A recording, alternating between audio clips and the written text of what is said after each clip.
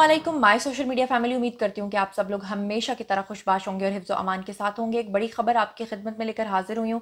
शाहरुख खान के बेटे आर्यन खान के ऊपर एक नया मुकदमा दर्ज होने जा रहा है और वो है जनाब मंशियात केस। और आपको मैं बताती चलूँ कि पिछले 1.5 साल से बॉलीवुड के ऊपर बहुत ही भारी वक्त चल रहा है, क्योंकि आपको पता है कि बॉलीवुड की जो इंडस्ट्री है वो भारत के लिए रीढ़ की हड्डी का दर्जा रखती है। लेकिन आप लोगों ने देखा पिछले 1.5 साल से, जब से ये पेंडेमिक आया हुआ है यानी कि कोरोना का, उस वक्त से आपको पता है लॉकडाउन चल रहा है और भारत के अंदर जो सिनेमाज हैं वो बंद पड़े हैं।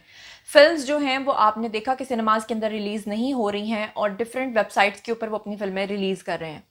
इस हवाले से भारत की इंडस्ट्री को बहुत ज़्यादा नुकसान पहुंचा है, लेकिन साथ ही साथ जो नुकसान पहुंचा है वो पहुंचा है भारतीय इंडस्ट्री को अपनी साख का नुकसान। क्योंकि हो क्या रहा है कि आम तौर पे जो हमारी यूथ है वो इन लोगों को देखती है, स्टार्स को देखती है और फिर फील करती है कि वो खुद भी इन जैसी है। मतलब यह है कि बॉलीवुड स्टार्स के पीछे पूरी दुनिया लगी हुई है। हत्ता कि पाकिस्तान जैसी इंडस्ट्री जिसको लोग बहुत सुलझी हुई इंडस्ट्री समझते थे, यहाँ पर हमारी एक्ट्रेसेस ने बहुत सारा गंद फैलाना शुरू कर दिया है।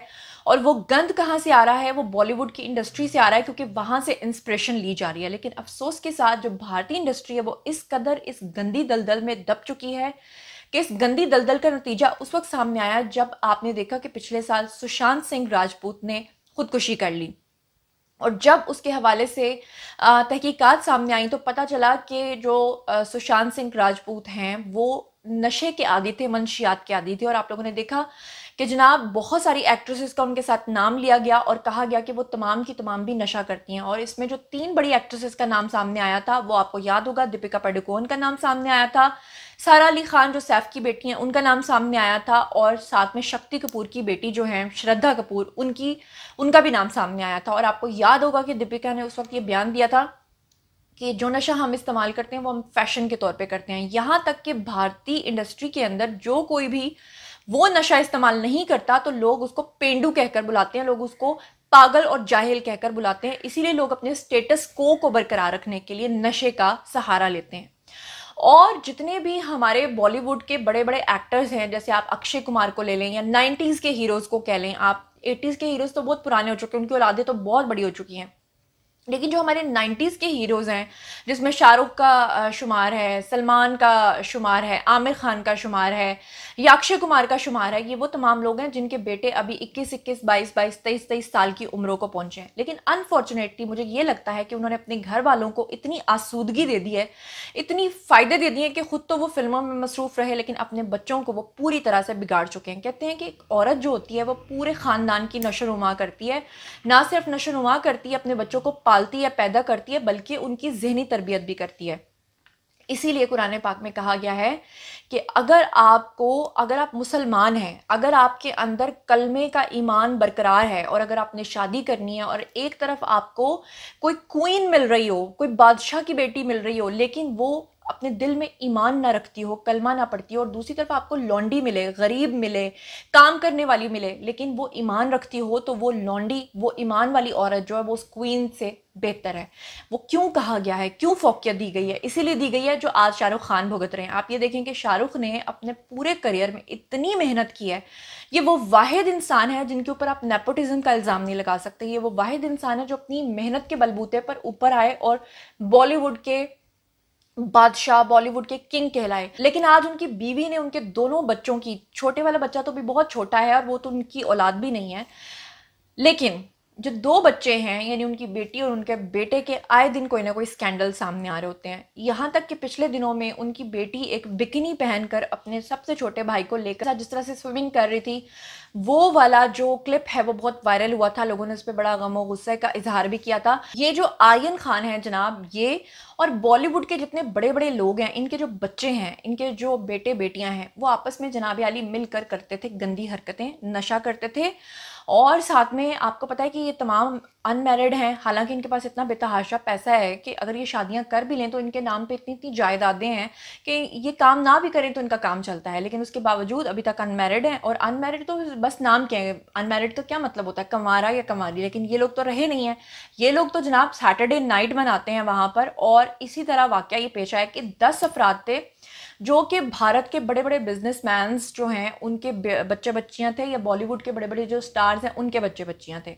तो जनाब ये 10 लोग मिलकर 2 क्रूज़ के ऊपर, क्रूज़ यानी कि जो बहरी जहाज़ होता है, इन्होंने बुक करवाए थे, जिसमें आर्यन खान भी शामिल थे, यानी शाहरुख के बेटे भी शामिल थे। और ये जो क्रूज़ थे ये मुंबई के साहिल के ऊपर खड़े थे। वहाँ पर इन्होंने सैटरडे नाइट यानी कि पार्टी नाइट के लिए म्यूज़िक का इंतज़ाम किया हुआ था, वहाँ पे लड़कियों का इंतज़ाम किया हुआ था। कहा यह जा रहा है मुबैना तौर पे कि बॉलीवुड के सबसे बड़े जो बिजनेसमैन हैं, जो पैसा इन्वेस्ट करते थे, उनकी भी 3 बेटियां वहाँ मौजूद थीं, जो ये लड़के और लड़कियां मिलकर आपस में गंदी हरकत कर रहे थे और साथ साथ नशे का इस्तेमाल कर रहे थे। उसी वक्त वहाँ पर जनाब जी एंटी नारकोटिक्स का जो उनका महकमा है, उन्होंने जनाब जी पुलिस के ज़रिए वहाँ पर छापा मारा, और छापे के दौरान जो 10 अफराद उन्होंने ज़ेर हिरासत लिए हैं उसमें आर्यन खान का नाम भी शामिल है, यानी शाहरुख खान के बेटे। कहा यह जा रहा है, टाइम्स ऑफ इंडिया वहाँ का आपको पता है कितना मशहूर अखबार है, और उन्होंने भी ये रिपोर्ट की है और सब कुछ बताया। उन्होंने कहा पार्टी के ऊपर छापा मारा गया और इस वक्त ज़ेर हिरासत हैं शाहरुख के बेटे। और मज़े की बात यह है कि इस वक्त उनका ब्लड टेस्ट किया जा रहा है। हो सकता है जब तक ये वीडियो आप तक पहुंचे तब तक ब्लड टेस्ट की रिपोर्ट भी आ चुकी हो। ना सिर्फ ब्लड टेस्ट बल्कि उनकी स्कैनिंग की जा रही है। और जो एनसीबी का जो इदारा है उसके जो जोनल डायरेक्टर हैं उनके हवाले से अगर मैं आपको बताऊं तो उन्होंने ये बताया है कि 6 मुंतजमीन थे, यानी कि 6 इस पार्टी के ऑर्गेनाइजर्स थे जिन्होंने इस पूरी पार्टी को ऑर्गेनाइज किया था।